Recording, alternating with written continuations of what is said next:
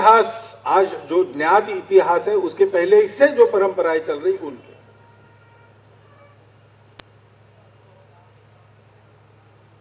और वो लोग ये कहते हैं कि हमारी जो मान्यता है उस परंपरा से चलती आई हुई, जिनको लेकर जीने का हम आज प्रयास कर रहे हैं, हम जी नहीं पा रहे हैं, हम पर अत्याचार है, हम पर दबाव है। उन परंपराओं के विचारों को, मूल्यों को जब हम देखते हैं तो हमको लगता है कि आज भी एक देश है जिसमें आज भी उन मूल्यों के आधार पर चलने वाला जीवन हम देख सकते हैं, वो हिंदुस्तान है।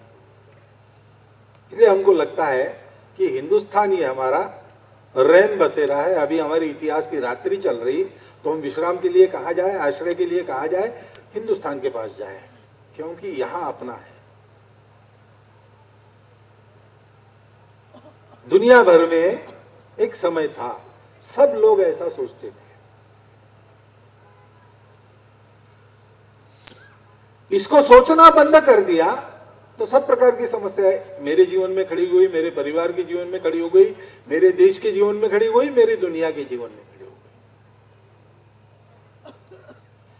गई। उनसे मुक्ति पाना है तो दूसरा उपाय नहीं, शुरू यहीं से करना पड़ेगा। शिक्षा बच्चों को देनी है तो इस दृष्टि के साथ देनी पड़ेगी, नहीं तो शिक्षा का प्रयोजन क्या है? आहार निद्रा भय मैथुन च, पशु के जैसा, ऐसा नहीं भाई। पशु संबंधों को समझता नहीं, एक मर्यादित मात्रा में समझता है, मर्यादित समय तक समझता है, इसलिए वो पशु का मानव नहीं बनता कभी भी, न पशु का कोई जड़ या राक्षस ऐसा भी नहीं बनता, उसका उन्नयन भी नहीं होता, उसका अधपात भी नहीं होता। जो जैसे भगवान ने जन्म दिया वैसे वो जीता है। इसलिए एक तो अपवाद छोड़ दिए तो आत्महत्या करने वाले पशु नहीं मिलते। पशु आत्महत्या कभी करते नहीं, क्योंकि उनके जीवन में निराशा ही नहीं है। उनको भूख लगती है तब उनको खाना चाहिए, सामने है खा लेंगे, दूसरे के थाली में है दबोच लेंगे। पेट भर गया है, सामने खाना पड़ा है, देखेंगे नहीं, दूसरा आके ले जाएगा, उससे साथ झगड़ा नहीं करेंगे, मेरा पेट भर गया है, फिर से भूख लगेगी तब खोजूंगा। बैल घास खाता है, कभी आपने सुना है कि बैल कल के लिए गट्ठर बांध के ले गया? ऐसे नहीं होता है, ये मानव करता है। ये बुद्धि, गर्ता में ले जाने वाली बुद्धि, हिमालय के शिखर पर खड़ा कर देने वाली बुद्धि, दोनों मानव के पास है। बुद्धि एक ही है, दृष्टि अलग अलग होती है। नर का पशु भी बन सकता है, नर का नारायण भी बन सकता है। शिक्षा क्या देनी है? नारायण बनने की शिक्षा देनी है। जीवन का विकास हो तो शिक्षा है ना।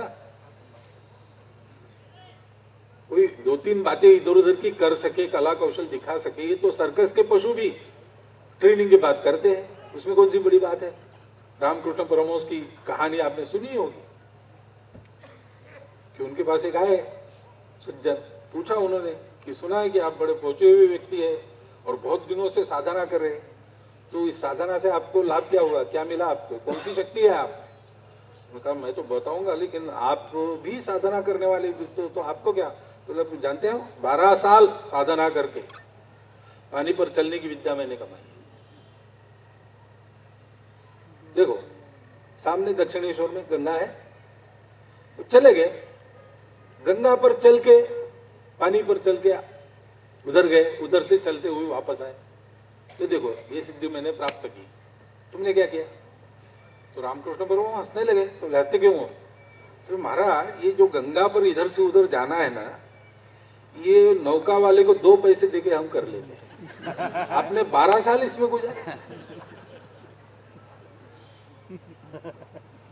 4 चमत्कार करना, 4 पैसे कमाना, 4 सत्ता के पद पाना, तो कोई भी कर लेगा भाई।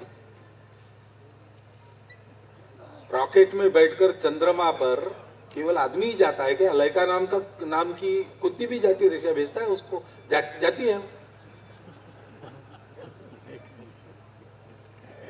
ये भी ठीक है, भौतिक विकास भी एक विकास का आयाम है, उसकी अनदेखी नहीं होनी चाहिए। आखिर मनुष्य को भी पेट भरना है, मनुष्य का भी वंश आगे चल रहे, सारी बातें ठीक है, लेकिन वो अंतिम नहीं है, इसके परे जाना है। इसको सीखो, इसको भी सीखो, क्योंकि ये भी साधन है मृत्यु पर विजय पाने का। लेकिन आगे भी सीखो और अमृत प्राप्त करो। अपनी परंपरा का यही आदेश है, किसी सिरे पर मत जाओ। एक्सट्रीमिज्म मना है, मध्यम मार्ग धर्म है। अविद्यया मृत्युम तीर्थवा विद्यया मृतम अश्नुते, दोनों प्राप्त करो। जड़वादी कहते हैं कि बस यहां रुक जाओ, इसके आगे कुछ नहीं है, क्योंकि हमको दिखता नहीं। तुमको दिखता नहीं ऐसी बहुत बातें हैं, लेकिन है, तुम मानो ना मानो वो है, लेकिन उन्होंने नहीं माना। अहंकार होता है। शिक्षा क्या देनी, ये अहंकार कम हो, जीवन को देखने की दृष्टि बदले, स्वयं के लिए जीने की खुदगर्जी मिटे। अपने देश में तो कितनी आवश्यकता है भाई। अपने देश में अगर ये संवेदना उत्पन्न हो जाए सब में कि ये सब मेरे है, बड़े छोटे दूर के पास के सब मेरे हैं, इनके नहीं, क्यों बढ़ता है? सब स्कूल कॉलेज यही सिखाते हैं, सदा सत्य बोलो, कानून से चलो, ये करना खराब है, ये करना अच्छा है, सब सिखाते हैं। मनुष्य वही सीखता है जो उसको सीखना है। मनुष्य वही देखता है जो उसको देखना है। मनुष्य क्या देखे क्या सीखे, इसकी उसकी वृत्ति सत्प्रवृत्त बनाने वाली बात संस्कारों की, वो इस योग से निकलती है। क्योंकि वो योग भान देता है कि हम सब एक है, जुड़े हैं, युक्त है। और इसलिए सारी दुनिया का हित ये मेरा कर्तव्य है। सारी दुनिया का दुख मेरी समस्या है। हाँ, मेरा दायरा कम अधिक है। आज इस योग की विद्या विश्व में फैले, इसलिए ये पवित्र कार्य अपने भी हाथ में आया है। अपने भी हाथ में आया। इस कार्य के लिए जो मदद कर सकते हैं हम वो करनी चाहिए।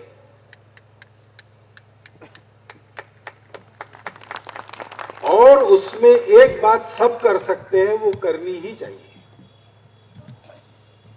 वो ये है कि हम भी अपना आचरण योगयुक्त बनावे।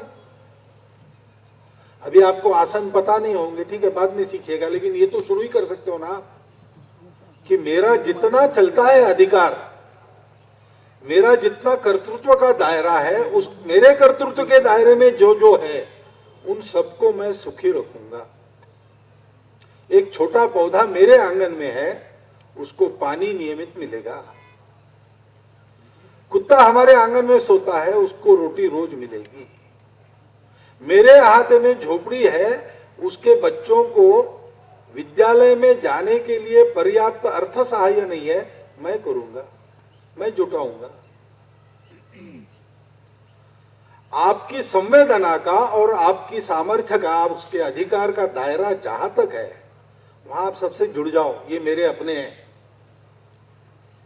ये मेरा परिवार है, ये मेरे आत्मीय है। के लिए भी जो करना है कर सकते, तो ये विद्यालय बढ़ेगा ही। लेकिन उसके साथ साथ आप कल्पना करें कि इंदौर शहर से प्रारंभ होकर सारे देश में वातावरण कैसे बनेगा। योग का उद्देश्य भगवान की इच्छा से संपूर्ण जड़ चेतन सृष्टि में, व्यक्ति, समूह, प्रकृति में, अर्थ काम के व्यापारों के साथ मोक्ष लेकर जीवन में, ये परिवर्तन लाने का उद्देश्य है। लेकिन वो बनाना बिगाड़ना बनाए रखना है तुम्हारा काम है, तुम करो, तुम करो, तुम भोगो, तुम्हारा कर्म तुम भोगो। प्रेम से बुलाओगे, आर्तता से बुलाओगे, मैं दौड़ूंगा तुम्हारे, उद्धार करूंगा तुम्हारा। लेकिन वो पुकार भी तुम्हारी होनी चाहिए। और ये पुकार ऐसी ही होती है, ये पुकार जैसे शब्दों से बाहर निकलती है, वैसे संवेदना से निकलती है, कृति से निकलती है। वो कृति हम प्रारंभ कर दें इस विश्वविद्यालयों को लेकर भी, और अपने संवेदना और अधिकार के प्रभाव क्षेत्र को लेकर भी, तो यहां से प्रारंभ होकर पूरे भारत में प्रत्येक भारतवासी योग युक्त बनकर नई सुखी सुंदर दुनिया रचने के लिए सारी दुनिया का पथ प्रदर्शक भारत खड़ा करेगा। योगेश्वर कृष्ण, योग चक्रवर्ती तथागत बुद्ध, इनको अवतार इसलिए कह दी, उसके आधार पर उन्होंने बिगड़ रहा था उसको ठीक बना दिया, आगे हजारों साल तक अच्छा चला। वो आकर अच्छा करके जाते हैं, हम लोग फिर बिगाड़ते हैं। अब अच्छा करने की जरूरत है, लेकिन अभी तो भगवान ने बताया है कि देखो भाई, अनेक युग में आता हूं, एक एक युग में एक एक शक्ति होती है। कली युग में संघ की शक्ति है, यानी समूह की शक्ति है। राष्ट्रीय स्वयंसेवक संघ नहीं कह रहा हूं, तो संघ भी एक अलग संगठन नहीं, सारे समाज को संगठित करना है। भारत को फिर से दुनिया का पथ प्रदर्शक बनकर खड़ा रहना पड़ेगा, क्योंकि सनातन धर्म का उत्थान हो, ये भगवान की इच्छा है। ऐसा योगी अरविंद ने कह रखा है उत्तर पारा के भाषण।